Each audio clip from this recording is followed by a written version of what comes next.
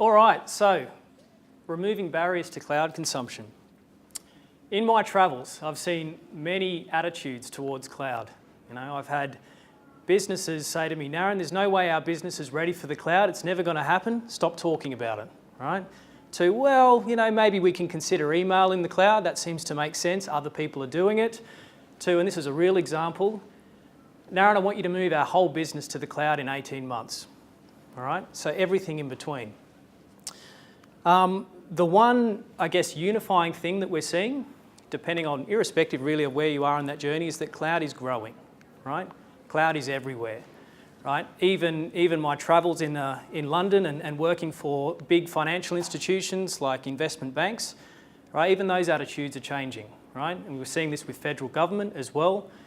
Cloud is becoming not so much of a dirty word anymore, and far from it. All right. I was recently in Hamilton Island for Edge conference. Edge is about the channel, right? It's about vendors, it's about resellers and service providers. And unsurprisingly, one of the overriding themes at Edge this year was what's the impact of the cloud on the channel, right? On vendors and on service providers. Now the guys conducted a fantastic survey, hundreds and hundreds of people, C-level people, vendors, customers alike, and they talked through some of those results. 38% of customers these days consider brand unimportant. Does that resonate? I don't know. You see a lot of branding here. We think it's important, right?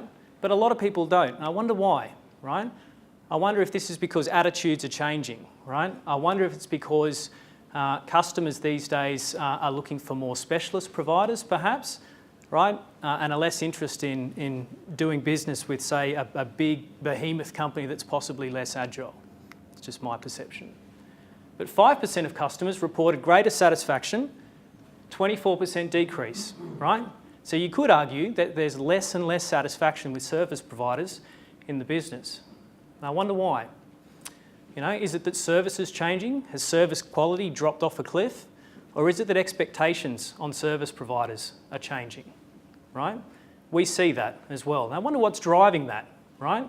You remember when every man and their dog had an iPhone and an iPad, and they brought those into the exec room or the boardroom, and they looked around and said, why isn't our whole business using this, right? That sort of consumerisation of IT started to influence the enterprise, and I've seen that, and I'm sure you've seen that as well. But similar with cloud, right? I mean, who isn't consuming cloud in some way, shape or form in their personal life with their family? I would imagine everybody, right? And with that comes an expectation, right? You expect it to work. It's always on. It does what you expect it to do. And I wonder if that's shaping your perception. And I wonder if that's shaping the perception of service providers in the business as well. So, investment priorities. So this is the top 7. This is what customers want, apparently. Not surprising in the top 3, right? Cloud migration, security. Obviously, the two of those go hand in hand. You can't do cloud without a conscious understanding of security or threat defence. So that's clear. But I wonder what service providers consider to be the investment priorities of customers. That's interesting, right? I put that up boldly. Clearly, we're in the managed services business. Does that mean that nobody wants managed services anymore? Hopefully not, right? I think what it says is that, again, it comes down to expectation, right? Our customers assume that they're going to be looked after. They don't assume to go on their cloud journey on their own, far from it, right? They want somebody to help them with that, and they want to do it confidently and safely, right? But it's interesting that it's not considered an investment priority, right? It goes to that expectation point. But it's good to see cloud migration and security there. Expectations on service providers, right?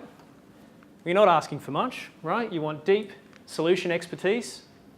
You want us to deliver as a service, and you want us to be easy to engage. This is what we thought, apparently. Right? Again, we thought comprehensive end-to-end support would be a major priority, right? But yet our customers don't seem to think so. Again, expectation, maybe because it's assumed to be there, right? But clearly, we expect customers want us to be easy to be engaged with and deliver everything as a service. Okay, so multi-cloud strategy. So does this resonate, right? Do people in this room have a multi-cloud strategy? When you think about cloud, do you think only public cloud? Do you think private cloud? Do you think cloud at all? That seems like a high stat. I remember when we first discussed that one, John, we thought, wow, is that real? Maybe. And the shift of public workloads to the public cloud as well as private cloud. So I think the cloud shift is undeniable. I mean, you'll see some other stats in a minute around just how big this is. Cloud shift, new workloads, right? The delta of new workloads in the cloud. And flexible consumption. So for me, this one it's a little bit like when we talk about cloud, right? I think cloud's one of those terms that's bandied around quite a lot, right? I mean, you've probably heard us, you'll hear us today say it about 1,000 times, right? But what does cloud really mean, right? We see a lot of private hosting being masked as cloud. It's not really cloud, you know, true multi-tenant service offerings. That's what we'd consider to be cloud. But it goes a step further with flexible consumption, all right? So if you think about subscription models, right, where you may sign up to something on a per user per month basis, you could argue that's consumption, right? You can flex that up and down on a per user basis, but it's not real flexible consumption, is it, right? It's not true pay as you go that's in line with the cadence of your business. And we'll talk about the difference there a bit as well. So what are we all about? So this little diagram, this is typically something that we show internally, we use internally. When I worked with Prue, we tried to create a graphic that defined what we are about as a business. We refer to this as our hero graphic or hero G. And what it shows is around the outside we have our shield of core disciplines, right? The things that we consider to be mandatory, right? Our unconscious competencies, things that we have to do well in order to succeed in business, right? Services, clearly, threat defence. We can't be credible as a cloud player without being credible in the threat defence space. I think the two go hand in hand, and you saw that, security, cloud migration going hand in hand. Strategic partner. So clearly, we have strategic partners ourselves. We have our most important partner in the room today with Microsoft, but we also represent being a strategic partner for our customers, right? It's a complex space out there, right? All of these acronyms, and we could throw at you things like software-defined networking and N+1 10 gig networks, hyper-converged, you know, hyperscale, all this wonderful stuff, right? All these industry terms. It's a complex world out there now, right? How do you make sense of it? I mean, you heard our friends at Microsoft say there is no one size fits all. Well, somebody has to find that fit, right? And this is our job, right? This is something that we have to help you navigate. And inside, well, it's the relationship between the customer, the internet, and our hybrid capabilities, fundamentally. And the call-out talks about the solutions, I'm assuming you can read that, the solutions that we take to market in that space. So the research shows that across all of that, you expect us to deliver high automation, you want us to deliver rapid provisioning, right? Again, goes to expectation, right? Our customers don't want to wait anymore. It's not appropriate for us to deliver a 2-3 month lead time for services anymore. Right? The expectation has changed. Right? If we can't turn something around almost immediately, we're not in business. You want us to solve complex enterprise needs? That's a given, right? I've already said, you know, it's complex, it's difficult, it's hard to navigate, it's hard to create your strategic roadmap and know the direction that you want to go. And you want us to remain high touch. So high touch is interesting in that we are spending a lot of time with our customers, right? So we spend a disproportionate amount of time, and we do so welcome and willingly, helping them navigate and solve these problems.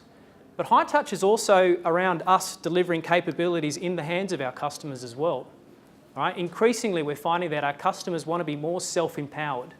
They want to be able to do things more themselves, and we need to enable that. The cloud shift, right? Just look at these numbers. Staggering, right? This is just the change, right? This is the delta in spend, right, of cloud. And this is all in US dollars. It's enormous, right? So this was subscription licensing overtaking traditional licensing models in your business, as I understand, for the first time. That's significant. That's massive, right? If you consider the size of Microsoft's customer base and how big that is, right? Now subscription licensing and flexible consumption represents the bigger part of their licensing revenue, right? For one of the largest software companies in the world. Huge, right? Undeniable, and expected to grow rapidly, right? 216 billion in US dollars by 2020.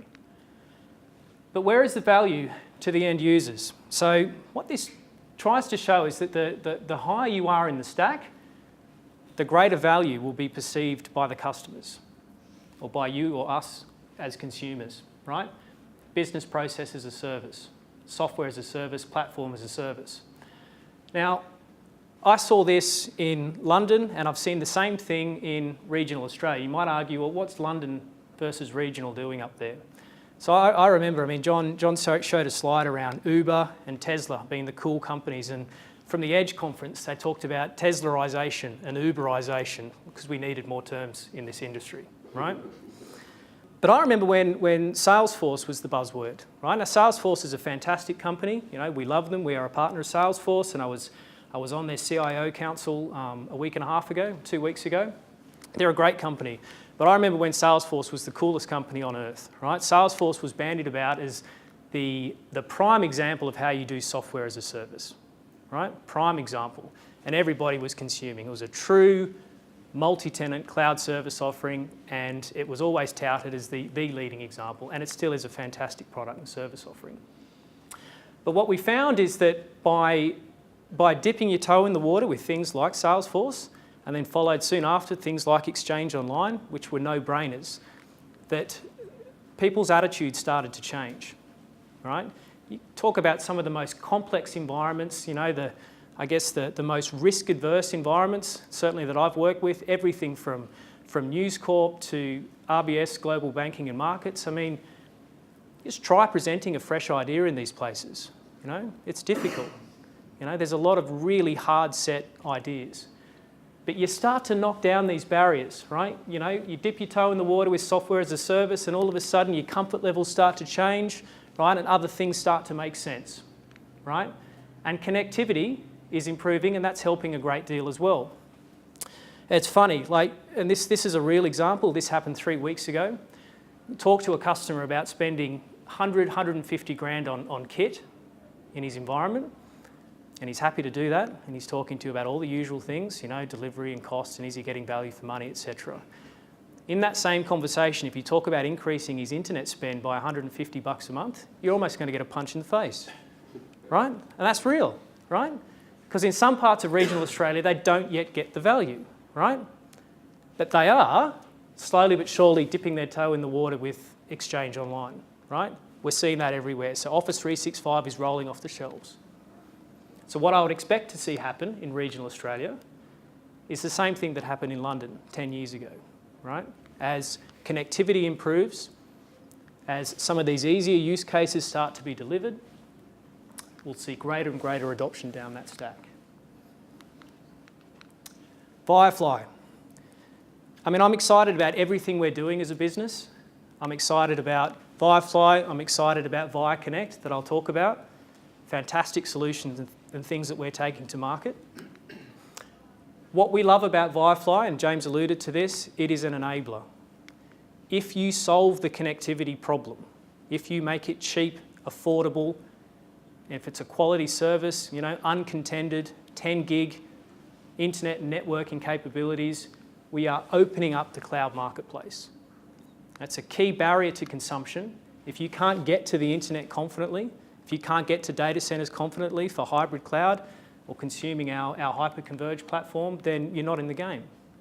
So this is key for us, and it's obvious why we've invested in this, right? A huge investment, 80 plus connected data centers, software-defined networking, the ability to rapid provision, high automation, those things that the market's telling us we need to be good at. This is what we have to be good at. And it's a simple message for us, right? We as a business don't expect every one of our 400 staff to understand the ins and outs and the technical capabilities of Firefly. I'm sure I don't know anywhere near as much as Lewis, who's going to talk about it and demonstrate in a minute. The key for us is getting to the core, right? We have wholesale relationships with all the key carriers in Australia, and we don't presume to solve the connectivity problem for all of Australia. We are not that arrogant. But we're having a red hot stab at it, right? So we think with our wholesale relationships that we can get you to the core as well or better than anybody else, hopefully in most cases. But once you're on the core, right, the world is open to you. We can do everything, right? We can We can establish VLANs in seconds. We can establish connectivity into Azure in 50 seconds. 50 seconds, no pressure. We can create burst capabilities. So we can seed terabytes of data into wherever you want to go, to the internet, to any cloud service provider, into Azure, for an hour, a day, a week, doesn't matter. You pay for what you need, and then we dial that back. You know, I've got visions of like a great big dial, you know, the ooh, and you turn that baby down when you don't need it, right? It's basically like that. That's the flexibility of software-defined networking.